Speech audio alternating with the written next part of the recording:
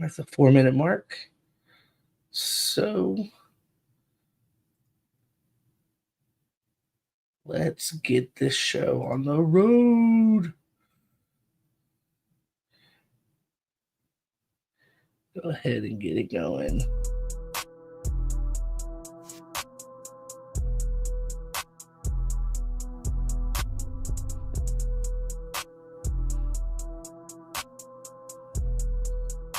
And we are back. Super excited to be here. Again, another episode on the back porch conversation. College football, episode 2. I can't even imagine how good it's going to feel in the next couple weeks when we finally get some ball. We're jonesing for it. It's just me, Nate, on the back. On Nader Tater, they call me on the back porch today. I'm excited to talk ball with you guys. I'm excited to go over what this last week at the SEC Media Days. I got my SEC shirt on. Let's just say I love the SEC. I got my Tennessee hat on. I'm a Vol for life. Don't let that be. Don't let that change your opinion of us. But we love our SEC football, but we love all football, right? So Jake could be with us, Scott couldn't be with us, but it's okay. You got me tonight, and we're gonna talk some ball. And the first things first, we're gonna go through what was wild, like what happened today at at the Big Ten Media Day. Big Ten and ACC are both feeling themselves, which is great for the sport. Don't get me wrong, great for the sport. Loving the fact that Kurt Cinetti, big old Cinetti, talking to talk, had a great season last year. Love the guy to death, but my God, dude opened up his mouth and inserted his foot. But this is what he said. He said pretty much if the Big Ten scheduled the FCS schools what should we call if the Big Ten scheduled had a SEC schedule by playing like FCS schools like late in the season, like in November, like late October, the Big Ten would even have better I don't know, better records, right? It's just pretty much just saying all these SEC schools that schedule cupcakes at the beginning in the end of the season, those are just easy wins, and you're padding your stats, and you're padding on extra win. While the Big Ten goes through 9 games, which is fine, but he inserted his foot, and he inserted his mouth, and he's coming out saying that, but it's like he's saying, these schedules are easy, and it's adding the little cupcakes, but it's like, dude, you went 10 wins last year and avoided the big 3 in the Big Ten. Not saying they didn't earn it, not saying they didn't do good, because they did well, and these are going to do well again this year. But if you're going to talk trash after having one relevant season, you're going to have to back it up again this year. They hit the portal hard. They got guys. They have a good quarterback. But we'll see. We'll see what they do. But, if you look at the last decade of the SEC versus Big Ten debate, both are top. Both, if you take the top creme de la creme, the cream of their eyes to the top, take them out, take those out, and take your middle tier, and have the middle tier play each other. The middle tier, the SEC is gonna win those games. We see it in the bowl games when they matter. Like an 8-9 win, 9-win Big Ten team versus a 8-win SEC team. We see it all the time in the Outback Bowl, or whatever it's called now, the Tampa Bowl. We see it in the Citrus Bowl or the Cheez-It Bowl, whatever it's called now. Time and time again, we've seen it. Not saying that the Big Ten hasn't gotten better, because they have. They've gotten really, really good. And they've spread their horizons by bringing in the West Coast teams to make them even more of a power. But him saying we figured we'd adopt the SEC schedule philosophy.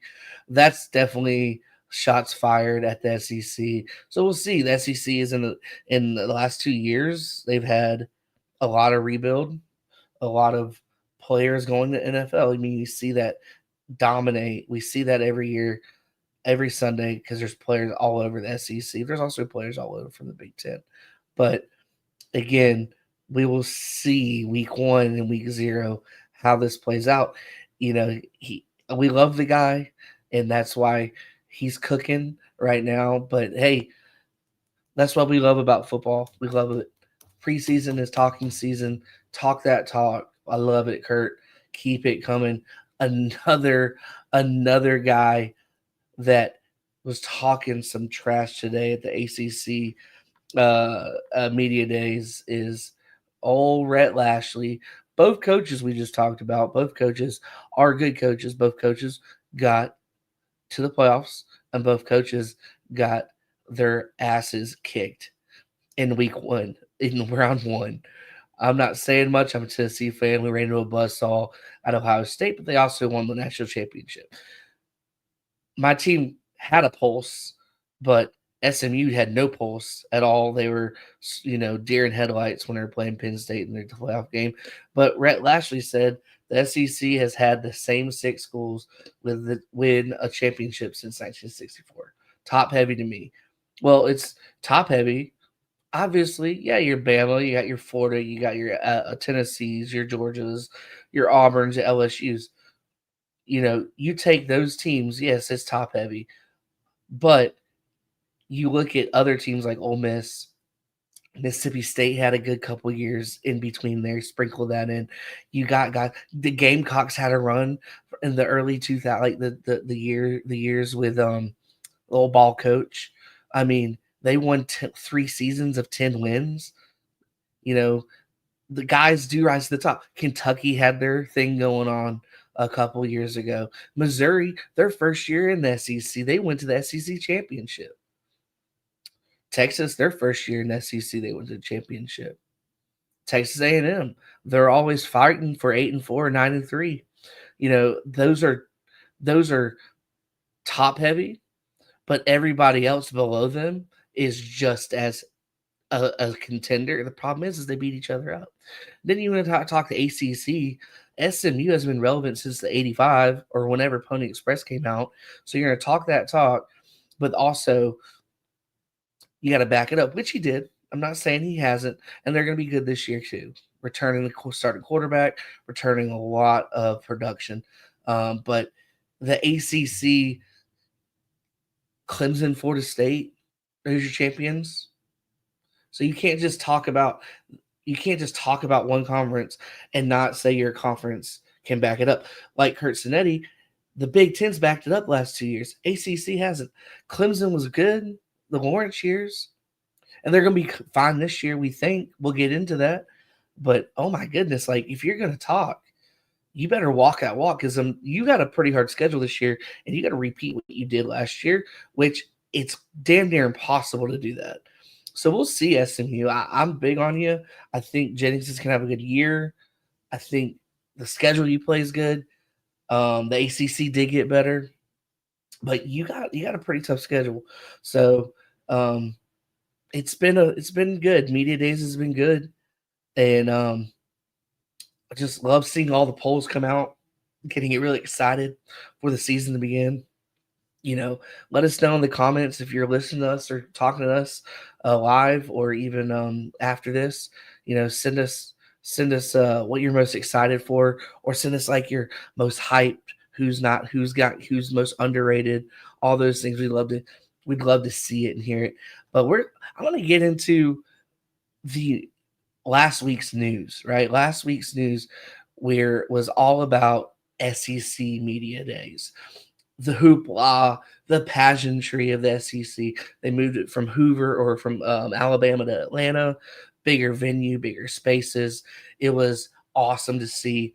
Got to see a bunch of players that haven't had their chance to talk yet. Talk to the media, do a bunch of stuff with the media, which was cool.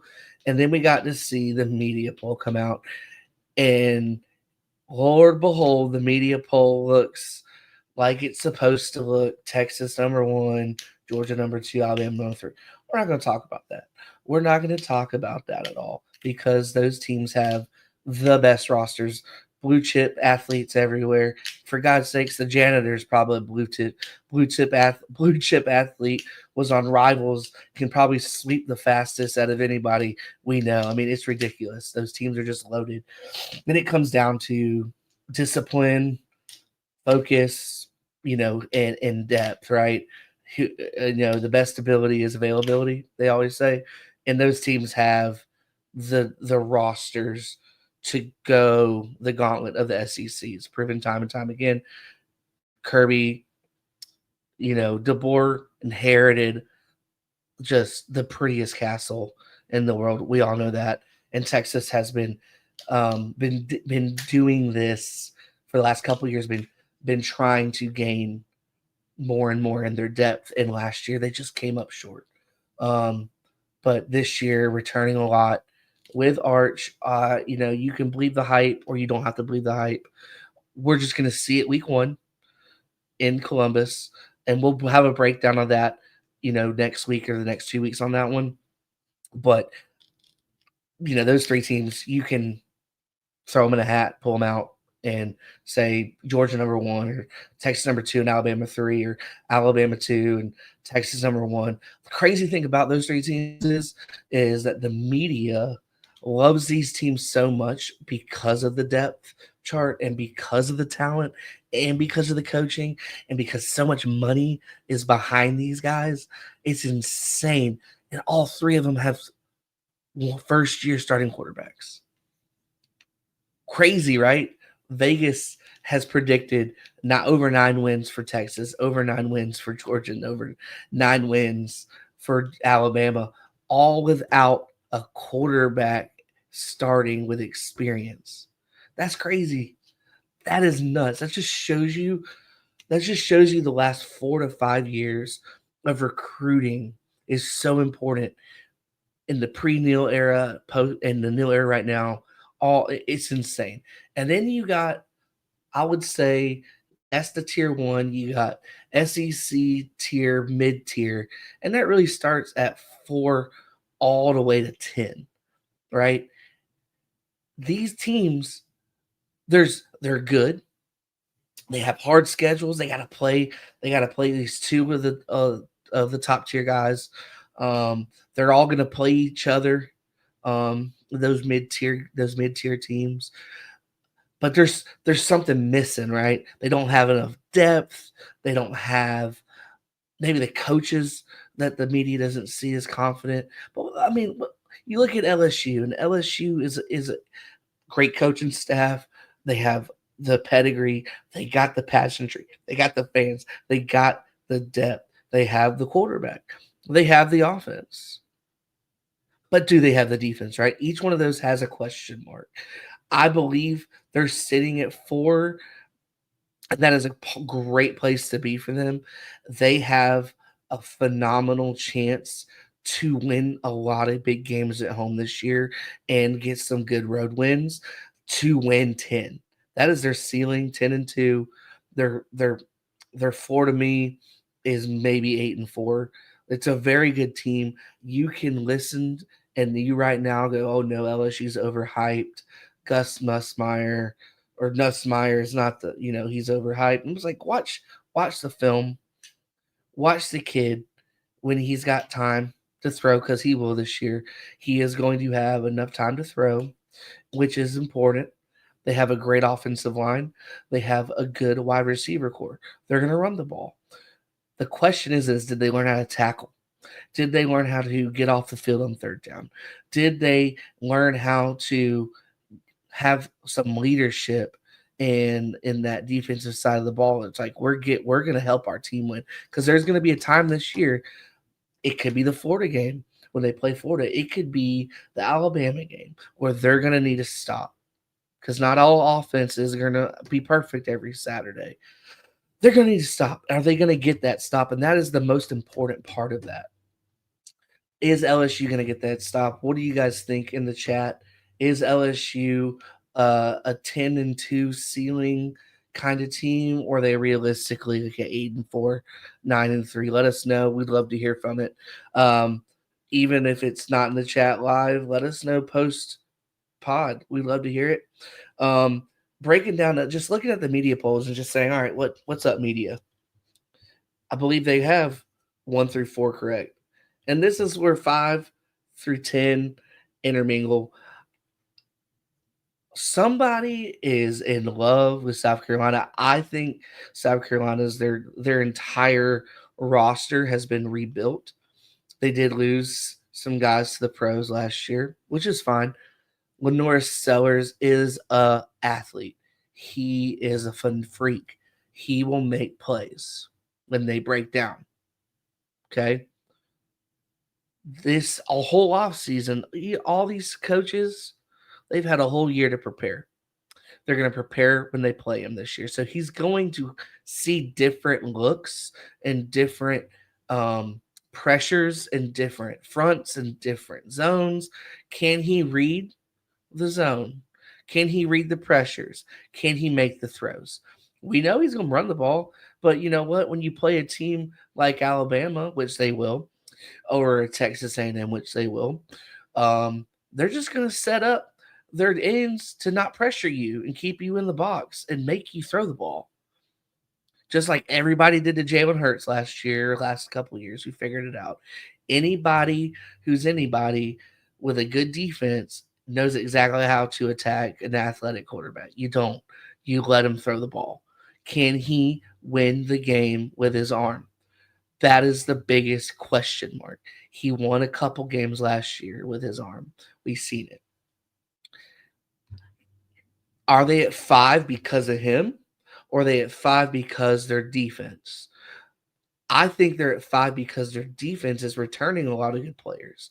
A lot of people don't talk about defense. It's been offense, offense, offense, because offense is sexy. It puts points on the board. It gets people paid. Defense is nitty gritty. It's ugly. Those guys don't get it's like the O line. Those guys don't get the love they deserve. They don't get paid enough. You know what I mean? But in the NFL, they pay them. You know what I'm saying? But defense, I think South Carolina is sitting at 5 because of the defense that they're returning. No one's talking about it. Plus the potential of the offense to get hot. If Nick Harbor can play like Nick Harbor does in the NCAA game at 26, holy crap. But that's not realistic. I believe they have a really good opportunity to win a bunch of games that they're not supposed to. But they're sitting at 5. I think that's the reason why I wouldn't have them at 5. I would have them more around the 8 to 7 mark, just because they still have a lot to prove. They have a ton to prove. So now you're breaking down. You got the 6. Everyone knows why Florida's there. Florida had the hottest ending of a season that I've seen in a long time last year. And if they could bottle up that magic that they had, that Billy got those guys believing in themselves, plus more depth, more players buying into the system. If Lagley can stay healthy with his legs was like hamstring problem last year, I believe. If he can he can throw. There's no doubt about it. He can throw. We know he can throw, and that's the cool thing about Lagley is there's no question mark on his throwing like with Sellers, but he can throw the ball. If they can get him in rhythm in games, right? If they can get him going, get him his confidence going, get him in some RPO stuff, some power runs, and make him part of the offense, just like Cam Newton used to do, right? I'm not comparing Cam Newton, I'm just saying like how they schemed up Cam. If they could scheme up Lagway and give him some time to throw, which they will, they have a better offensive line. They're gonna have to run the ball more for sure. Their gauntlet of a schedule is insane. Everyone knows it. You got to run the ball. You're not gonna be able to throw it around like you're supposed to. They got to run the ball. They got to run the rock. Florida football runs the ball. and they run with power and they run over your face, and that's what they do. So if they can run the ball, establish dominance in their games with their O line, their defense will get has I would say on paper has gotten better, but they need depth. At the end of the year, they could be sitting really pretty in November, right? Even with a couple losses, they could be sitting because their strength of schedule is so hard. I believe the media has given them at 6 because the strength of schedule is so hard. If they had an easier strength of schedule, I would even bump them up even higher. But the strength of schedule is ridiculous. Everybody knows that. But if they can get out of September injury free, go through October, stay hydrated, get in the athletic room, just get those bumps and bruises healed up for the end of the season, for that end of the season, that run, you're getting a playoff team just because of the. I mean, if they're looking at like 2 losses going into November, or even 3, and they went out, like that's insane. That's insane to me. At that point, Billy should be coach of the year, coach of this decade based off of the freaking schedule. But it's all going to break down to is their defense, can they stop the run, and their offense, are you going to run the ball more? And then also, can Lagway make the throws we know he can? Can he make the throws when it matters? They have some tough. They have really tough road games. They have some really good home games too, and they've scheduled them all at night, which is awesome for them. So that's a huge advantage for Florida. I'm excited to see the SEC with a good Florida again, with a good South Carolina again. It makes it. I mean, you're looking at the top 10. That's heavy.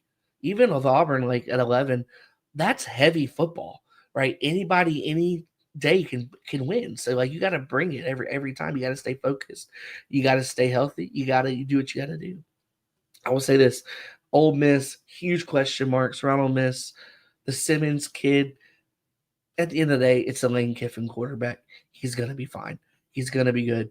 Um, I don't think they should be at 7. I really don't. I think they should be around 10. Just based off of they lost so much to the NFL. Too much went out the door, right? Can they replace that? That is a huge question marks. Is it replaceable? We'll find out. They have a pretty good schedule. We'll find out. I think Texas A&M should honestly be ranked at 7. Ole Miss down at 10, just because they're replacing so much. A&M is they're they are my dark horse. Not enough love is coming out of media days. Not enough people are talking about them. A lot of people are talking LSU, South Carolina, Florida, right? LSU, South Carolina, Florida, but A&M, all they have to do is change a little bit of their culture. All they got to do is believe in themselves a little bit. Forget the crazy cult fans and all of that bullcrap. What did Mike Elko do when he came in last year with what he inherited? He didn't have a chance to recruit. He got what he got, and he used it. What did he do at Duke when he came in and inherited a team? He wins. He was already at A&M before that as the defensive coordinator when they were winning games, you know, by 3 or losing by 3. A&M can play some defense, and they're going to play some defense this year. Their defense is sound. Do not, if you're going to play them, doesn't matter any time of the day when you go there, if you're playing them at home, that defense is going to tee off on you. That defense is going to figure it out because Mike Elko is a defensive headed guy, and he has a quarterback, an athletic quarterback. And the last time we saw a great, crazy athletic quarterback at A&M, things got crazy, and we know what we're talking about, Mr. Manziel. No comparison to Manziel. I think Marcel Reed is an athlete. He's going to make some plays, but they got athletes everywhere. They're going to be able to run the ball. I think Mike Elko's done a fantabulous job of creating a culture, locker room environment where these guys are like, we're a team. All the noise is outside of this. Let's focus on what we can only focus on. And they won 8. They were a field goal away last year, year one, with Jimbo Fisher's guys.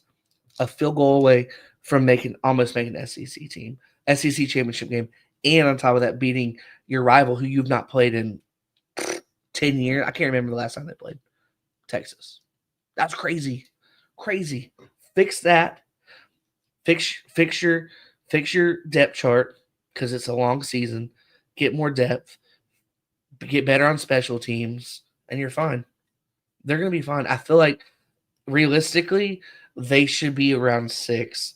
Florida should be around 5, and then South Carolina around 8. Move Tennessee up to 8 or 7 because Ole Miss has those question marks. Like playing in Von Hemingway, that's the easiest. It's quiet. 40,000 people. That don't scare nobody in the SEC. That's nothing. Vanderbilt's louder sometimes. Jeez, right? So then you have I would call the middle tier to bottom, but not bottom feeders. Tennessee, Oklahoma, Auburn, and Missouri. Right? These teams on paper all might seem the same, but I'm telling you what, this is my bias coming out. Everybody's focused on Nico and how he left and blah blah blah blah blah. Tennessee runs the football. Josh Heupel said that at media days last week. He said, "We run the ball, and we don't just run it. We run it down your throat a lot, and everyone knows exactly when he's going to run the ball." Right? Nico made some plays in some games last year and won us some games. Right? But he also missed a lot of throws that anybody that had time could make. He made some bad decisions on and off the field, clearly. But guess what? Next man up, right? Next man up, moving forward, moving on. Tennessee's defense, sneaky good. Sneaky good. Got Gerald McCoy, who is going to play island cornerback, like Revis Island. They're gonna put him on every team's best wide receiver and say, man up, everybody else is playing zone, or we're going to send some type of pressure. Keeping Tim Banks, this is his 5th season with the Vols. The continuity there is insane, having the defense with the same verbiage, the same system, the same everything, and plus having the players he's recruited all there now still. That's important to have, especially on the defensive side of the ball. Rodney Gardner has his guys cooking on the D line. He's got another batch of guys ready to go pro. It's really important continuity, and you don't see it a lot in college football or football in general. Guys like to move around a lot, but Tennessee has really good continuity on defense. They're already hard to run on, so they also have a lighter schedule than normal. So seeing them at 9 is kind of surprising. It's kind of like you're kind of sleeping on them because to me, realistically, they're a 5 or 6. Realistically, even with questions at quarterback, they're going to run the ball anyway. Whoever the quarterback is, Joe Aguilar, Merklinger, doesn't matter. Whoever can make the read in the throw, but they're surrounded by a great wide receiver room and good depth at wide receiver, at running back, and really good, solid offensive line. But that defense is going to keep them in games. It's going to keep them in games a lot too. So let's just say we've seen when that offense goes cold, it gets really cold. But that defense has kept them alive. That's the reason why they went 10-2 last year, honestly. Defense and running game. Power football. And they got it. And it's sneaky good. It's sneaky good. And here's another good team that is like that, Oklahoma. If Oklahoma has what we think they have with Mateer, watch out. The potential's high, man. Like you're looking at like mid-season poll, SEC poll, they go from 10 to like 5. because Mateer is a baller. Mateer is an experienced quarterback, and people can say all day long, "Oh, it doesn't matter. Oh, he played at Washington State." Blah blah blah. College football's experience is college football experience. The same zone that he saw against the Mountain West teams he played and the Pac-12 team in Oregon State that he played and the other teams, same zones are the same zone coverage they throw at you in the SEC. The same exact stuff you see in high school, it's the same exact stuff you see. It's just faster and more physical. Can he make the reads? Can he make the plays? We've seen it. The guy's good. He's a little bit underrated. Everyone is overrating some guys ahead of him. But Mateer to me is a top 3 quarterback in the country and also a top quarterback in the SEC. And we'll find that out as we go. Venerable, his seat's hot. Defense is going to be really, really, really good again this year. They're going to stop a lot of teams, especially at home. Oklahoma, I'm with you, all your fans. Y'all got screwed. The SEC screwed you with your scheduling 2 years ago. So you got a lot to prove this year. Make it out alive. If you go 9-3, awesome. Good for y'all, man. That is a huge, huge, huge, huge year. Going into the next year, right? Venerables will keep his job. Everybody was happy. Fan base is happy. You're going into a really nice bowl game. But if it doesn't work out, which I don't think it will, I think it's going to be just fine. But let's just say if it doesn't, just because I think the only thing that's stopping is injuries. You're looking at still a bowl win, a bowl season, but it's not going to be pretty. But I think you got the right guy leading your team offensively with the coordinator, with the continuity. We talked about continuity earlier. That is huge. So seeing them at 10, it's a good spot for them. They also have, to me, they can skyrocket based off of their schedule and who they're playing. They can skyrocket for sure. And then you got the bottom tier, Missouri Tigers. You sit them at 12, and it's like, who they playing, right? They don't really play anybody at all. I think they play every team from 11 to 16. They have a chance to be like 5-0 before they play anybody good.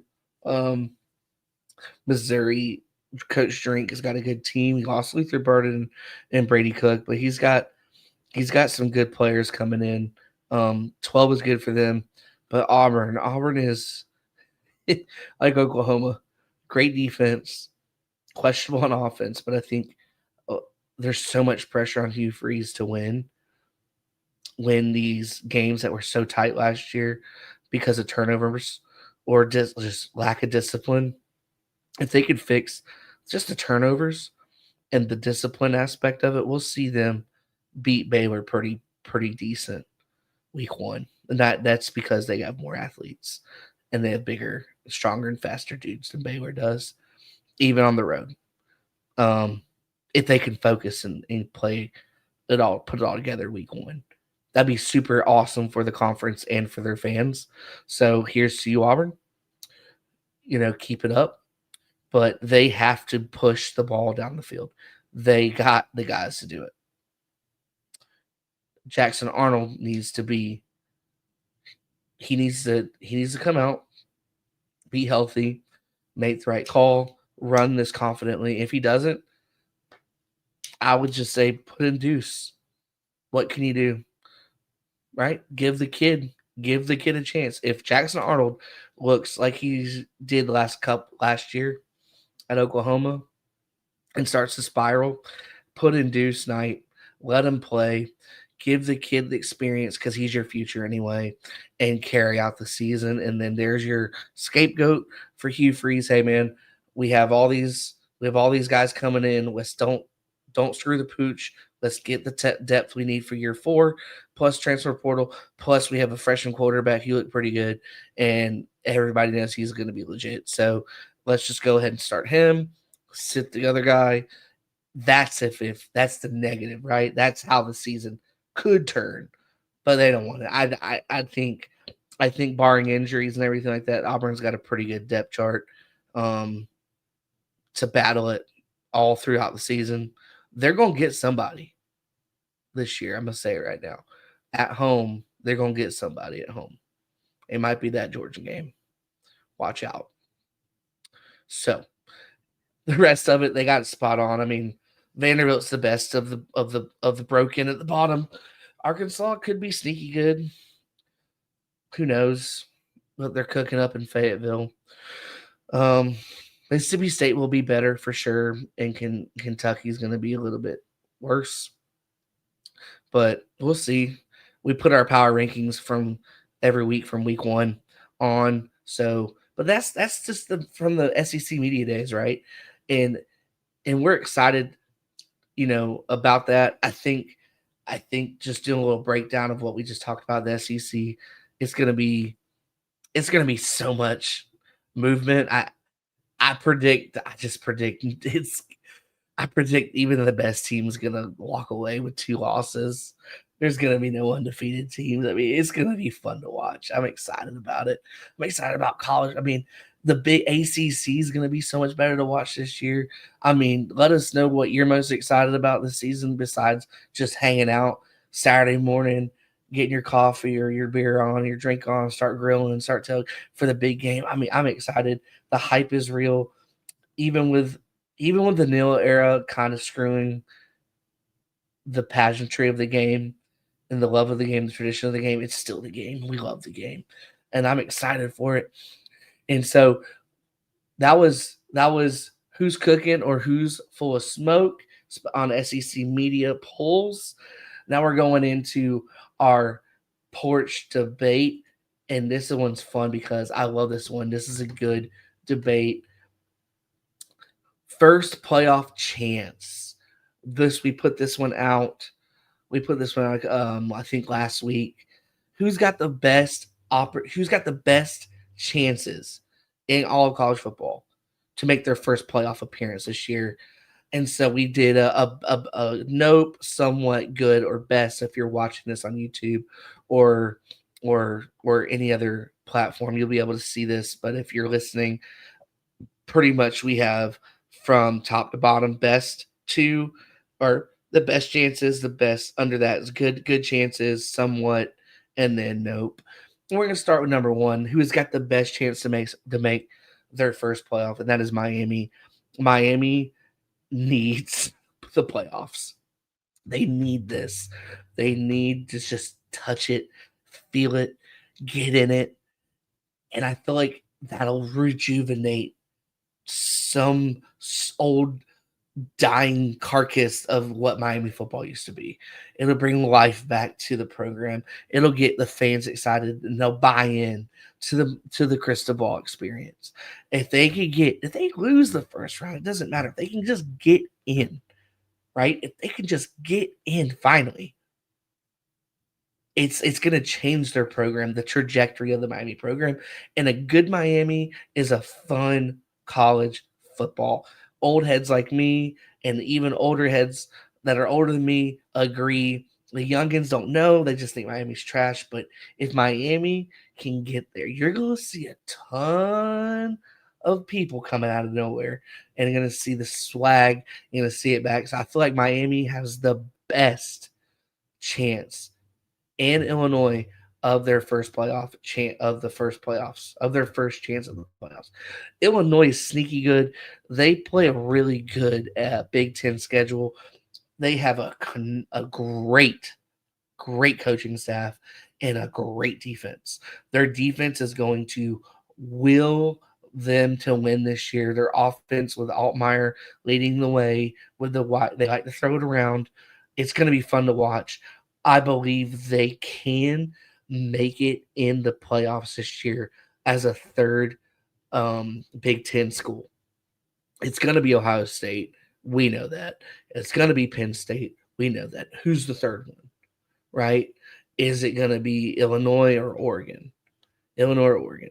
They might get 4 in, right? But Illinois is definitely getting in this year. They're going to win the games that matter this year, and they're going to not slip up, barring injuries, right? This is all obviously based off of just being healthy. They play a gauntlet of a Big Ten schedule, but they have a really good I mean, you look at the Vegas odds of or the ESPN FPI, their margins to win are going to be higher in each game. Besides playing the big boys, then you got Ole Miss in Missouri. This is what's fun. This is why we haven't been good. If Ole Miss if they're sneaky by getting all their if they plug in all the guys that at the defensive roster, defensive spot that they miss with the depth, they can plug in some guys that are adequate, that the ones that were just left, they're going to be just fine. Is the quarterback play going to increase or decrease? I think it's going to slightly decrease, but it's still going to be good. It's Lane Kiffin. It's freaking Lane. It's what Lane does. It's what he does best. He's going to run his offense, and they're going to do good. They have a pretty simple schedule. They could sneak on by, just like Missouri. Missouri can sneak on by based off their schedule. These teams are going to be they're going to be sitting this year always around like 10 to like 16. They're just going to float. They're going to float all season long based off of week to week. They're going to float down. They're going to float up. If they lose one, they'll float up. Then they'll float back down because teams ahead of them are going to beat each other. They're just going to knock each other out. And that's why we have them at that first playoff chance. Then we have Florida, South Carolina, Nebraska, Kansas State, and we put somewhat of a chance just because the Florida and South Carolina schedules are just insane. They're just extremely hard. And when you play those many teams back to back to back, you are going to get injuries. You are going to test your depth. And so that's why we put somewhat, just because, let's be real, a realistic look of college football is you're going to have injuries. You're going to have guys that are going to have to step up that haven't played yet in big games. And my thing is, you take your starting 11 for South Carolina and Florida, put them against anybody. That's fine. What about the second starting 11? What about the guy, the backup center, the backup guard? What about the backup safety who hasn't had the experience and played since he was a senior in high school? Is he going to come out there and play like Ed Reed or play like, Troy Polamalu, like just play with his head on fire, play confidently? Who knows? He could be that guy. But we don't know. That's why we have somewhat Nebraska as well. Nebraska's crazy because Nebraska could start the season like 6-0, 7-0, which is great. No one's talking about that, and we'll get into that more in a later episode. But Nebraska's crazy just because Nebraska has a really good schedule. They play Ohio State at home. If they are undefeated and Ohio State goes into Lincoln, that's going to be a game day or big noon or whatever, prime game, and it's going to be their coming out party, if it's so to speak. I don't think they could beat the big guys yet. I believe they close the gap on where they were from last year to where people are now, but they're there. That's why I'm somewhat, because they could have a magical season, but their season is probably going to end not the way they want, just because it is pretty tough down the stretch. So don't get your hopes up, because the end of the season, late October through November, it's where you're playing your hardest teams. So we have it somewhat, because even if they lose one, or even if they lose two, they probably won't get in over like an Illinois or an Oregon. Let's just be real. We know how the committee votes, right? And then you have Kansas State. Kansas State is a somewhat, just because they have Avery Johnson. If he plays like he's supposed to play, and everybody knows what he's supposed to do with the ball, and they can run the ball and establish themselves on the line of scrimmage like how Utah does in the Big 12, they're going to contend against Utah, and they're going to beat everybody. It's going to be like watching Kansas State's of old, right? When everyone in the Big 10 was running the spread, or Big 12 running the spread offense and everything like that, they're running pro style. with Coach Snyder and his in the crew. So, Little Big Apple, we see you here at the back porch, and I want to see you guys just beat the shit out of people in the Big 12. And just we have it somewhat just because if you do flub up in a 1 to 2 games, you won't make it. You have to be a one-loss team, or you got to win your division. Which, hey, if you win your division, you're going to be in no matter what. But we think Utah's a little bit slightly better, and y'all might like the TCU game or like the Baylor game. Like we've seen it. The Big 12 just beats each other up. You know what I mean? So then we have then the nope at the end. Iowa, USC. Iowa will be way better. Iowa might punt less this year because they're going to score a little bit more, but they're going to be the typical Iowa team. Kurt Ferentz is going to be 8-3, 8-4, 9-3, and that's it. There you go. Good, solid defense, great disciplined football, but no playoff chance at all. And then USC, everyone's like, oh, USC, blah blah blah, looking real good this year. They got incredible talent. They're just not going to be able to win the big games when it comes down to it. The Big Ten games where they're playing the big opponents, they're just gonna get beat up in the trenches. They're not there yet. I think they're a year away, maybe a year or two away, but they'll be way better. And I think give Lincoln Riley more time. You're going to see a big improvement, definitely in the offense and the defense. They have Rex Ryan's brother, there to help and assist the defense, as they're going to be a better team. But yeah, I mean, that's the debate, right? That's the main debate. Who's going to make their first playoffs? What do you think? And if you're seeing this after the chat or after live, let us know in the comments. We'd love to come back and forth with you on that one. Guys, we're hitting on the 50-minute mark. Here's me just talking by myself for 50 minutes, which is crazy.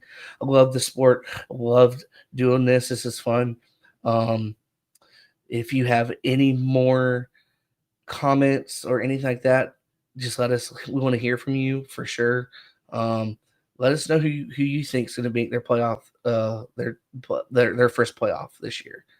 I want to hear if I'm wrong. I want to hear from you. Definitely want to hear from you guys. We'll be back next week with another exciting episode. Hopefully, we get Jake on and Scott this time, and really have a good porch talk. We'll porch talk football. You know what I mean?